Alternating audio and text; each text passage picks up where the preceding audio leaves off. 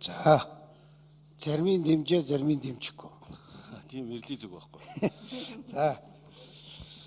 За соёлын яам энэ манай засгийн газрын үед 12 онд соёл спорт аялал жуулчлалын яам гэж байгуулагдаж ирсэн. Монголын 3 брэнд байх ёстой гэж одоо бид ярьж ирсэн. Соёл, спорт, аялал жуулчлал. Энэ соёлын яамыг байгуулсанд би одоо бас баярлж байна, талархаж байна. Монгол хүнийхээ хувьд. Ер нь тэгээд цаашдаа үе үед байх хэрэгтэй. Намайг юм бидний байгуулж байхад Америк соёлын яам байдгүй яасан мангар нөхдүүд өгж ийсэн. Тэгэхээр Монгол гэдэг бол бидний энэ дархлаагаа ингэж л авч явах ёстой маа. Энэ дээр ёстой 100% санал нийлж байна, дэмжиж байна. Хөрөлсөг сайд нэг юм эргэж хараараа боломж байна уу буюу. Гэхдээ өөрт чинь бол маш их боломж байгаа ш бусад ерөнхий сайдуудыг бодвол. Барилгот байгуул зам тээвэр хоёр бараг нэг байсан дээр шүү. Ажил хийхээр тэгээд хөл гараа жилцэл явдггүй юм байна. Нийлүүлчихвэл дээр. Чи нийлүүлэх гэсэн гээд асуух байх. Тэр үед боломж болоогүй юм.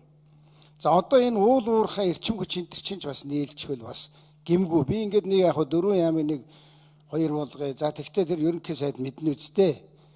За хөгжлийн бодлого их олон загвараар үүссэн өмнөх засгийн газар үед Баяр ерөнхий сайдын үед нэг загвар байсан. Хөгжиж шинтгэлийн хороо Батуулдын үед бас үүссэн. Манай үед яам байгуулж үзсэн. Аль аль нь амжилтанд хүрээгүй. Одоо бол ингээд энэ юун дээр өгчлээ л дээ. Хэрэг эрхлэх дээр би бараг зөвч байж магадгүй. Тэгвэл байна шүү дээ. Хажуу талд нь та нар нөгөө нэг KDI Korean Development Institute гэдэг шиг нэг тийм хөгжлийн институт байгуулмаар байна. Улс төрждөггүй. Ямар ч засаг гараа солигдож хахад нөгөө санах байгуулж мемори бүх юмд тэн дээр үлдэж байдаг. Тэрнийгээ хийж яадаг нэг юм босгоод өгөөч. Тэгэхгүй бол энэ яамдууд хажуудаа нэг баахан болохгүй нэг баахан шинжилгээний судалгааны байгууллагуудтай. Тэднийг жахан янзлчмаар байна.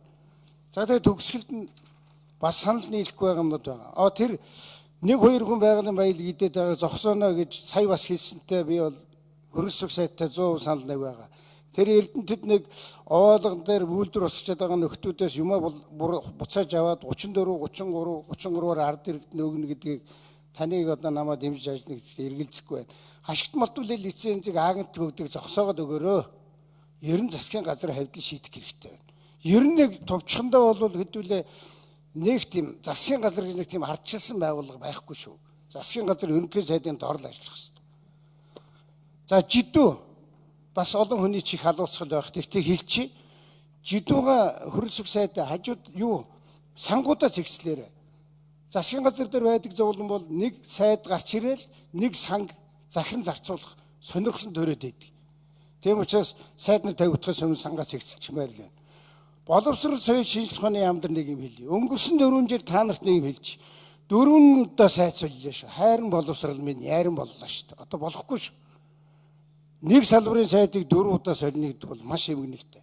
За тэгээд цагт өгчэн би хурдан дээрээ тавилаа. Зам хуульч хайдгаа болоороо хуулсан болвол тавиараа.